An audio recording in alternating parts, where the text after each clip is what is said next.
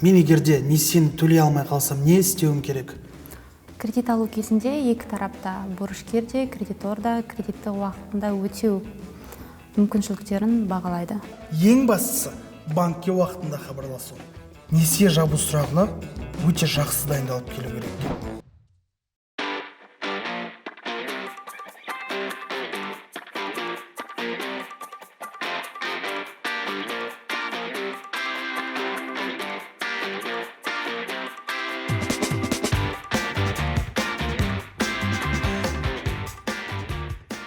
Банктерге бардым, келісім шарттардың бәрін оқыдым, түсіндім. Бірақ шаруасы көп екен. Ана қағазда кел, мына қағазда кел, мына төлқұжат, андай құжат, мына жерге қол қой. Бюрократия дейді ғой енді. Сөйтсем онлайн кредит деген бар екен ғой. Телефонмен жай ғана ала саласың, оп-оңай. Бірақ ол неге оп-оңай? Ал банкте шаруасы көп. Соны біліп түсіну керек.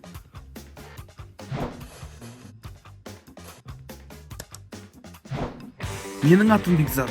Бұл бағдарлама менің қаржылық сауаттылықты үйренуім туралы. Мен көптеген жаңа білім алғым келеді. Және менде бәрі ойдағыдай болатынына сенемін.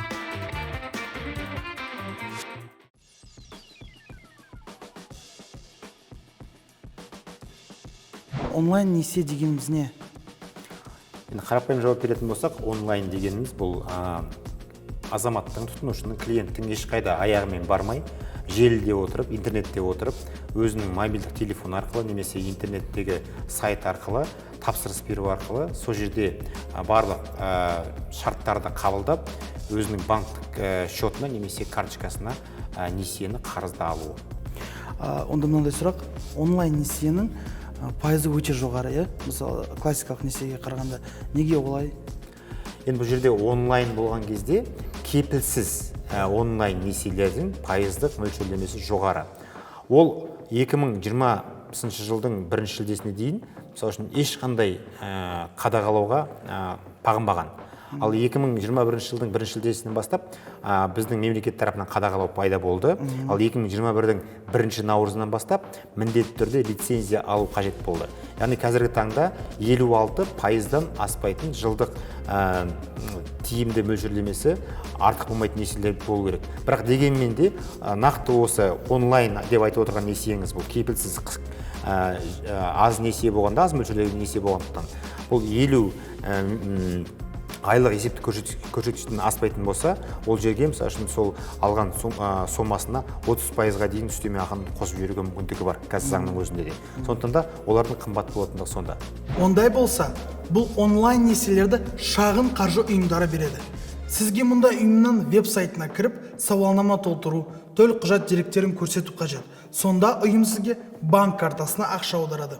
Сонымен, классикалық несиенің айырмашылығы неде? Дәл осы мәселеде осы сұрақты толығырақ анықтап қараған жөн. Онда мынандай сұрақ, онлайн несие классикалық несиенің қандай айырмашылығы бар? Жалпы алған кезде бір қатты айырмашылығы жоқ. Бірақ та негізгі мәні бірдей. Онлайн несиенің де түр-түрі болады. Ол жерде кепілсіз, кепілді несиелер болады. Соған қарап, олардың түр-түрін ажыратып беруге болады. Тағы бір қызықтырып отырған сұрақ, мысалы онлайн несиені жаңа микрозайм деп айттыңыз ғой, соны алатын болсақ, оның сомасын бірден қайтару керек, мысалы. Ол классикалық несиеге қарағанда, егерде классикалық несиені айлап төлеуге мүмкіндігім болса, ал онлайн несиені бірден қайтару керек. Ол не себептен? Ол онлайн несие деген кезде, мысалы үшін, онлайнның бәрі жаман екен деп біз халықты, мысалы үшін, қазіргі заманауи технологиялардан қорқытып алмауымыз керек. Қазіргі таңда банктердің өздері де, мысалы үшін, онлайн кепілсіз несие береді. Ол онлайн. Сіз мобильдік қосымшаңызға кіресіз, өзіңіздің өтінішіңізді жібересіз, одан кейін сіздің банктік картаңызға келіп түседі. Банктерде де бұл онлайн несие бар. Онлайн несиені біз банктік емес, шағын несие ұйымдарының арасында жүрген кепілсіз несие беретін компаниялардың арасындағы аражігін ашып алуымыз керек. Онлайн несие деп халықты қорқытудың қажеті жоқ. Сол мысалы үшін шағын несие ұйымдарының арасындағы кішігірім ғана аз арада тез пайда табуды көздеген компаниялар өкінішке орай бар. Солар мысалы үшін берген суманың үстінен 45 күннің ішінде тағы да 30% үстеме ақыны өндіріп алғысы келетін компаниялар бар. Ол жерлерде мысалы үшін сізді жылдамырақ өзіңіздің кестеңізден төлеу уақытыңыздан шығару, сол арқылы сіздің алған 1000 теңгеңіздің үстінен тағы да кемінде 1000 теңге немесе 2000 теңге алу мүддесін қуалаған компаниялар жоқ емес бар. Ол сол компаниялардан байқап сақтану керек. Себебі онлайн алған несиенің де, мысалы үшін, дәстүрлі традициондық, мысалы үшін, жаңа айтып отырған микрокредиттер немесе жай кредиттердің арасындағы айырмашылық болмауы мүмкін. Оны да бөліп төлеуге болады. Бірақ та біз онлайн деген кезде мен сіздің сұрағыңыздан түсініп отырмын. Жаңағы жылдам арада алдың қайтардың, қайтармасаң үстіне қаншама айыппұл келетін несиелерді айтып отырмыз. Сол кезде бізде енді өкінішке орай қысылған кезде қаржыдан көптеген шарттарына қарамай, шартты оқымай да қол қоя салып ала салады. Содан кейін барып, кейін сан соғатын сәттер болады. Алайда, қаражатты тез және қолжетімді алу әрқашан қайтару мен пайдаланудың қарапайымдылығын білдірмейді. Мысалы, онлайн несиелер белгілі бір мерзімде несиенің барлық сомасын бір уақытта қайтару қажеттілігі сияқты нюанстарға ие. Төлемді кешіктірген үшін және қосымша шығындарды қажет ететін қызметтердің жиынтығы. Көбінесе ұйымдар несие жүктемесі ретінде сақтандыру, төленген төлемдер және басқа ақылы қызметтер туралы SMS хабарлауды ұсынады. Бұл қызметтердің бағасы несиенің құнын 1,5-2 есе арттырады. Бұл келісімшартты мұқият оқып шығу маңызды екендігін тағы бір дәлелі.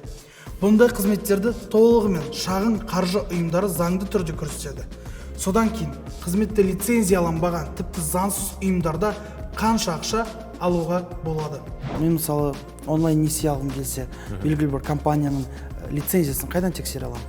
Енді қазіргі таңда біздің ұлттық банктың жанынан, бірақ та қазір бөлек құрылған агенттік бар. Бұл агенттіктің аты қаржы нарығын дамыту және қадағалау агенттігі деп аталады.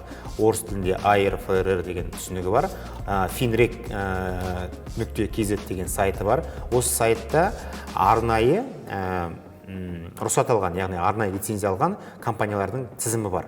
Сол тізімнің қатарында сіз жүгінген компанияның есімі тұрса, онда бұл яғни мемлекеттің тексеруінен қадағаланып өткен. Егер де сіз жүгініп отырған сайттың артында тұрған компания бұл тізімде болмайтын болса, бұл яғни алаяқтар болуы мүмкін. Алаяқтар, иә? Мысалы, маған онлайн несие алғым келсе, келісім шарт береді ғой, белгілі бір қол қоюға. Сол келісім шартта қандай шарттар қойылады, қай жеріне мен мән беруім керек?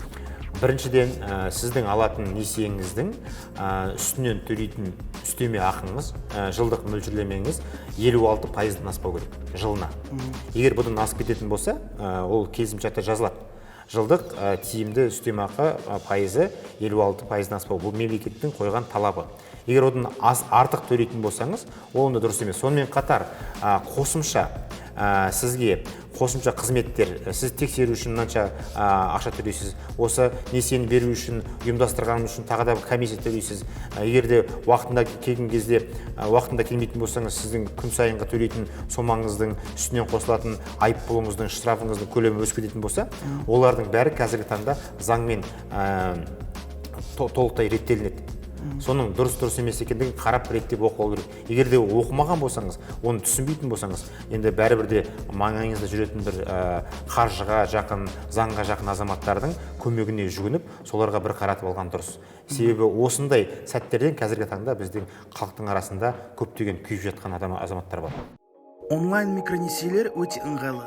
Тез несиені кезексіз және тікелей үйден алып рәсімдеуге болады. Көптеген адамдар бұл жерде тек үлкен пайданы көреді. Ақша бар және бір қарағанда шарты да тиімді. Жақын арада төлемейді, мүмкін жолы болып несиені жалақыға дейін жаба алады. Қарыз алушы онлайн кредиторды таңдауда және микро қарыз шартына қол қоюға немқұрайлы қараса, не болуы мүмкін? Келесі жағдайды елестетейік. Дәуренге шұғыл түрде ақша керек болып қалды. Ол интернеттегі бір компаниядан жалақыға дейін несиесін алуды шешеді. Оған ұйымның жарнамасы ұнап қалды. Бірнеше минут ішінде мақұлдайды. Табыста туралы анықтаманың қажеті жоқ. Сондай-ақ, бірінші микрокредитке -50% науқаны да әсер етті. Дәуренге микронесиені мақұлдайды, бірақ ол соманы қиындықпен қайтарады. Пайыздар тым жоғары және ол күткеннен әлде қайда көп қайтарды.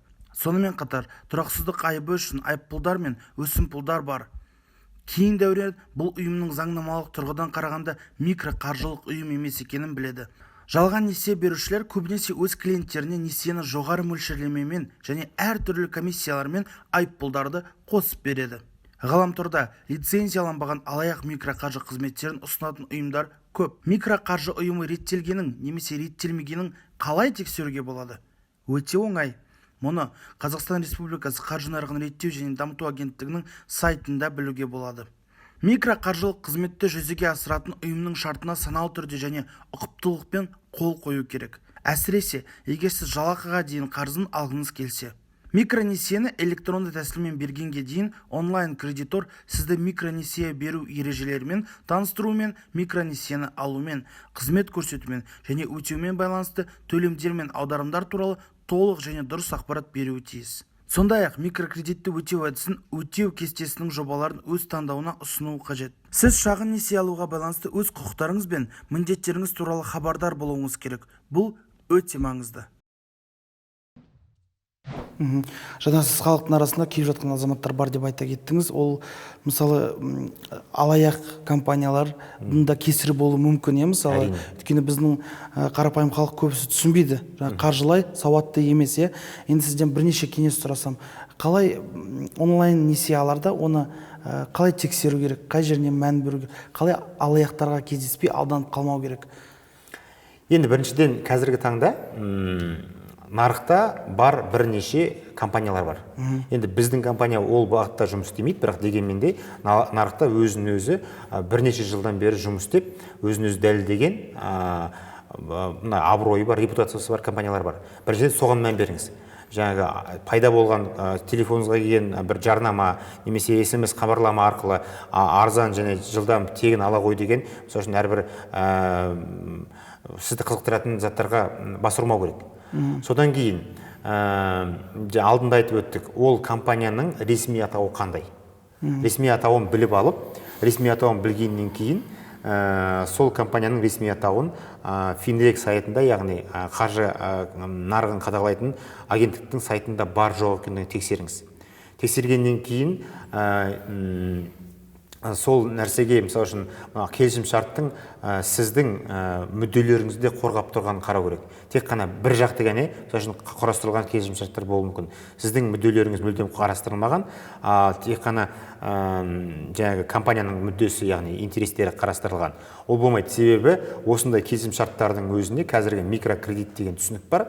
Микрокредит деген түсінікке агенттіктің тарапынан қандай шаблоны болу керек, сондай шаблондар берілген. Осы нәрселердің бәрі сақталмаған болса, сіз мүлдем бармаған, сіз жүгінбесеңіз, сіз хабарласпаған компаниялардың өзі сіздің атыңыздан, сыртыңыздан несие рәсімдеп жүрген сәттерді көп көреміз. Ондай сәттерге ұшырап жатқан азаматтар бар.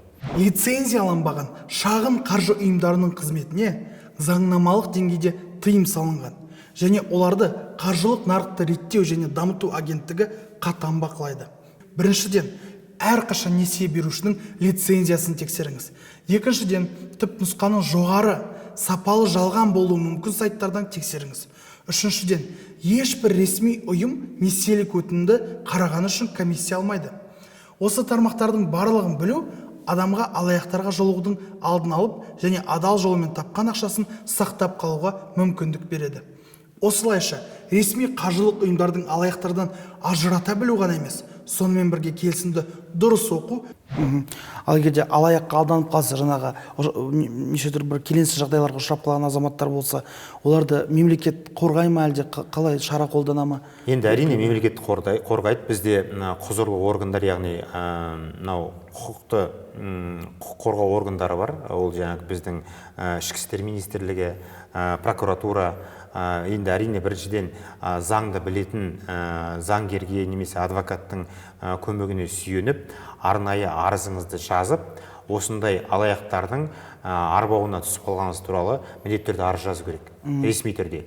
Содан кейін барып, енді әрине ол бірден қаралады, бірден сіз өзіңіз жауап аласыз деген өкінішке орай біз нақты қазір уақытта практика болып жатқан жоқ, бірақ қаншама азаматтардың телевидениеға жүгініп, журналистердің көмегіне жүгініп жатқанын көріп жатырмыз. Ол да мүмкін керек болатын шығар. Қазіргі әлеуметтік желіде белсенді азаматтар бар, олардың да көмегіне жүгіну керек шығар. Себебі бұл жерде алаяқтардың арбауында қалып, олардың шырмауына түсіп қалмау үшін жан-жақты өзін өзі қорғайтын элементтерді жасау керек. Мемлекеттің өз тарапынан осындай алаяқтардың болмауына, олардың жұмыс істемеуіне лицензия беру арқылы ғана рұқсат беруді қадағалауға алып отыр. Бірақ дегенмен де алаяқтар ұйықтап жатқан жоқ. Өкінішке орай бейсеусақ бірдей емес, бұндай компаниялар арамызда бар. Ақшалай несие өте қиындау тақырып. Несие алу, бөліп төлеуге алу, шағын несие алу, немесе достарыңыздан жай қарыз алу әркім өзі шешуі керек. Бір түсінгенім, онлайн кредит бірінші көз қарасқа оңай болып көрінгенмен де, жай кредиттен еш айырмашылығы жоқ. Оның да келісім шартын егжейлі-тегжейлі оқып, анық оқып, барлығын санап барып бірақ алу керек екен. Өзіңіздің кірісіңізді, шығысыңызды, табысыңызды, қаржылай мүмкіндіктеріңізді де санай отырып алуға болады екен. Ең бастысы, онлайн кредит, жай кредит секілді, ол да жауапкершілік. Соны ұмытпағайық.